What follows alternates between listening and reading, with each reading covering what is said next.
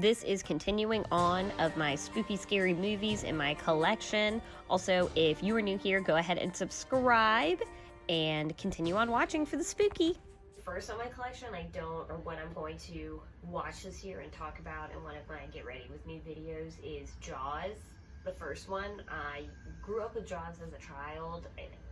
I wouldn't say I watched the full thing, but I definitely watched, iconic parts of it as a kid. It's one of those horror movies that my parents can watch and are okay with, so I definitely feel that I'm going to rewatch it now as an adult, or fully watch it for the first time as an adult, especially right now because it's summer.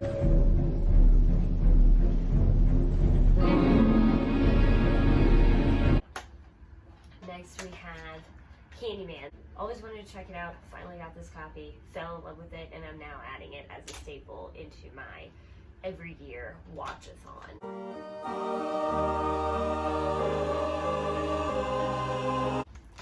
The original Evil Dead and the remake, both are phenomenal, obviously. We like to watch it at the river if we go there, just because the way the river house is set up, it's kind of secluded and more in a rural area on the water, so it kind of has the Evil Dead vibes to it. I really loved watching the original out in my garage. There's trees all around it, and so I think I was watching this late at night. Anyway, it was just a creepy feel because you can, anytime you're in that garage, you can hear the wind and you can feel it in the trees and things, and you just feel the movement around you, for lack of a better way of putting that. But watching Evil Dead, the original, out there for your for being out there with your first time watching this, even though I had seen the remake before, but it's just, there's a very special feeling to that I'm never gonna forget. So these are horror staples, clearly. I fear that the only way to stop those possessed by the spirits of the book is through the act of bodily dismemberment. I really love Sinister. I don't think this movie is talked about as much as it should be. Sometimes I watch this around Halloween. I have the song itself, or the theme to it, in my Halloween playlist that I like to play for myself on YouTube. So I think this is a very good, if you've never seen Sinister, you should watch it. And also, I'll take another step further. I'll say check out Sinister 2. I did last year around Halloween, and I will say I'm very happy that I did so. It picked up at a better area than I thought it would. Basically, long story short, do yourself a favor, check out Sinister 2, and you gotta be kidding me. Family hanging out, barbecue 79.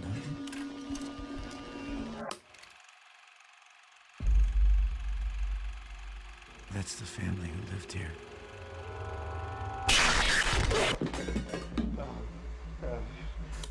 These two, even though they're not the same, like part 1, part 2, or sequel, or whatever to each other, they're the same, director, Alfred Hitchcock, so they're basically the same. You have, first one I'll watch on my list is The Birds. I always watch this every year. I think it's really entertaining, to say the least. Plus, I remember my parents talking about how much this movie scared the shit out of them when they were little, or younger, when they watched it, especially the parts with the birds and the eyeball and all sorts of stuff. So of course in my head, though, they're talking about this, and I'm picturing modern movie making, and then I go back and I'm like, wait, no, I actually like this better though than what I was thinking in my head. I think they should remake it in a way. I think that would be really funny or cool to do in a very modern way, because you could even use science or technology or whatever to be the reason why the birds are attacking. If you wanted, it would be a fun concept to do if you did it right. But I just think that'd be fun. Take this plumed hat from the period of Charles I. How proud the birds must have been to have their feathers plucked out to brighten man's drab life. And then, of course, Psycho, and I dare say, the first Scream Queen to then continue the second first Scream Queen. You know what I'm saying? Jamie Lee Curtis's mother is the first Scream Queen in this, and just Alfred Hitchcock, as we all know, always has such a great way of presenting a story, making you think the story is going one way, and then completely twisting on you, within the first 5 minutes of the movie, or 10, or 15, or something along those lines. But he is the director genius, and one of the fathers in horror, I will dare say. And he definitely had a way of showing you that maybe horror, maybe it's not all the creepy monsters and things like that that are so above and beyond. Maybe we need to reevaluate and look at the people like your neighbor or your family member or your father or something like that. I just love that concept, and I mean, if it wasn't for Alfred Hitchcock, we wouldn't have slasher. Here we have a quiet little motel, tucked away off the main highway,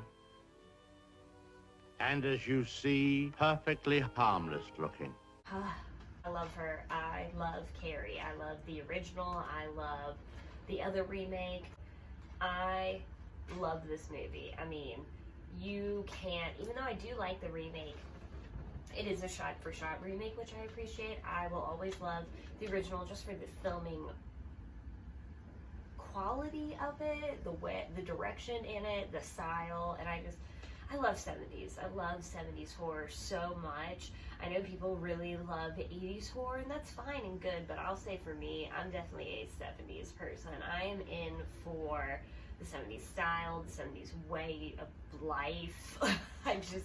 Something about the 70s in me, and I'll dare say that 70s, that's the dawn of horror. It's not 80s, it's definitely 70s, and movies like Halloween, Carrie, things of that sort that all came out, Texas Chainsaw Massacre, all came out in the 70s.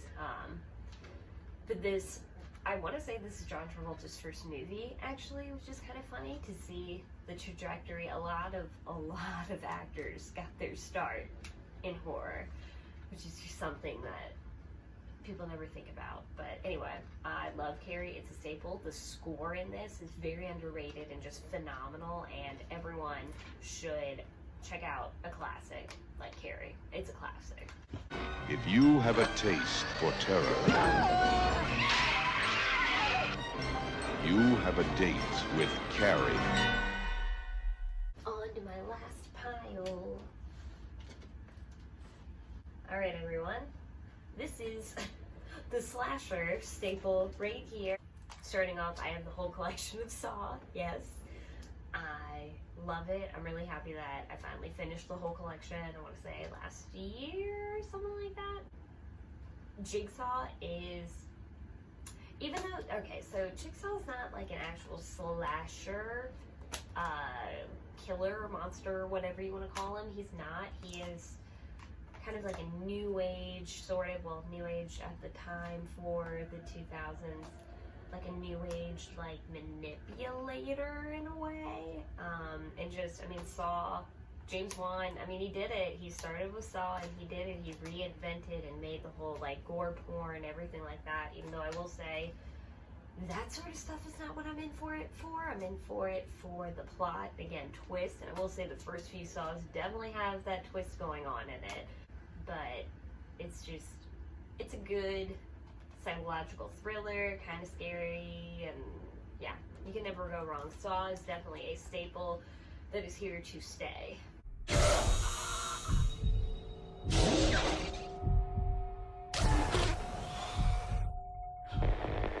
Hello, Adam. Dr. Gordon. I want to play a game. One of the first, I would say, what is it they said on that documentary I watched? This and Black Christmas are, I want to say, the first slasher movies of that time, other than Psycho. Psycho was like one of the first, I want to say. Something in there. Watch Shudder for more actual, don't quote me on this is what I'm saying, or crucify me down in the comments. Leatherface is iconic. This movie's iconic. Everything it stood for, everything it did. Watching it, I mean, you will remember, like, there is a reason why people watch this in cinematography in film school. Like, there's a reason that Texas Chainsaw is still being shown to film fans, ways of filming, and horror fans. Like, there's a reason. It is just timeless. It changed things. It really set the bar.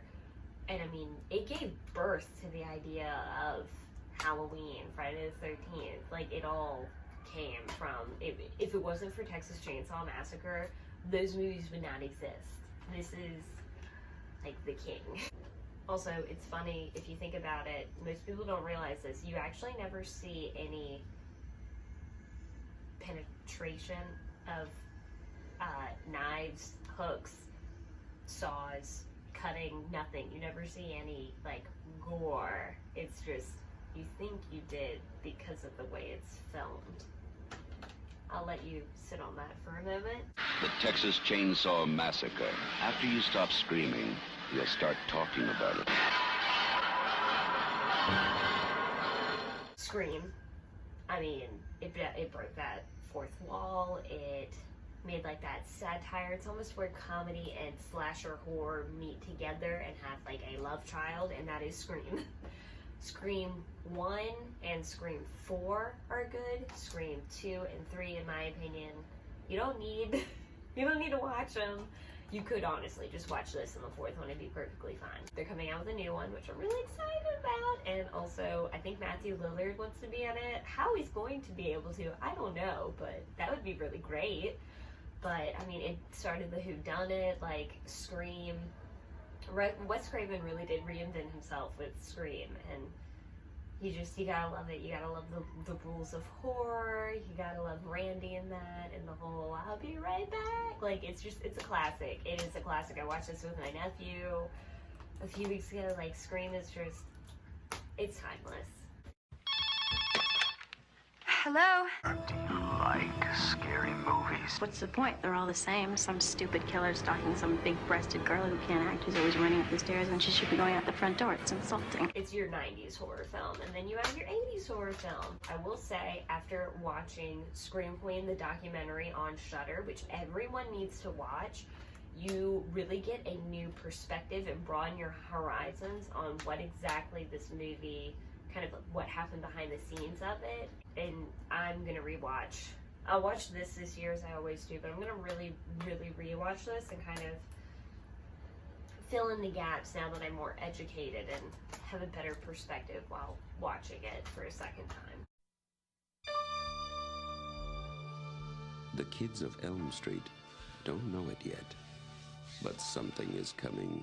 The Friday the 13th. So what this is basically, I know this looks like a lot, so basically I originally had just part 1, part 2, and the remake, and then John loves Friday the 13th. This is like his like baby, or mine's, we'll get in a second, but they had this at Walmart. I think we ended up getting it on Amazon actually. It's like the whole collection, so I have this now, but yeah, Friday the 13th and the remake. I will say, as far as remakes go, this is the best remake that has been out there. That and the Evil Dead remake. I mean, they're the only two I own, but these are definitely worth it. And I really like the remake because it ties in, like, you know, with Friday the 13th, it's that one that you really don't know the story. I mean, you don't even see the hockey mask until, what, part 3, part 4, part 3. So you really do, in order to get the full Jason, like, idea going on, you've got to watch part 1, part 2, and part 3, where I love that the remake, it puts it all, the first 3 together in one coherent movie. I would be really curious if they ever finished, or not finished, but if they made sequels to this. I think this would be a really good one if it was done right. But maybe it's one of those, it's better left as is, so you don't mess it up. But, I mean, staples. Friday the 13th is just a staple in the horror collection, obviously. Oh, hi. What are you doing out in this mess? And then, for the crowned king, mine anyway, Michael Myers, duh. I have Halloween 1 and 2, and I'm very embarrassed that I don't have the whole collection, or I don't have the 2018 reboot sequel, but hey, it's still not even October yet, not even August yet, so I can still acquire all of those, and I plan to add my collection. I mean, you can't beat the king. I don't even need to give you the reasons, because we all know why Michael Myers is a staple, so. Halloween, the night he came home.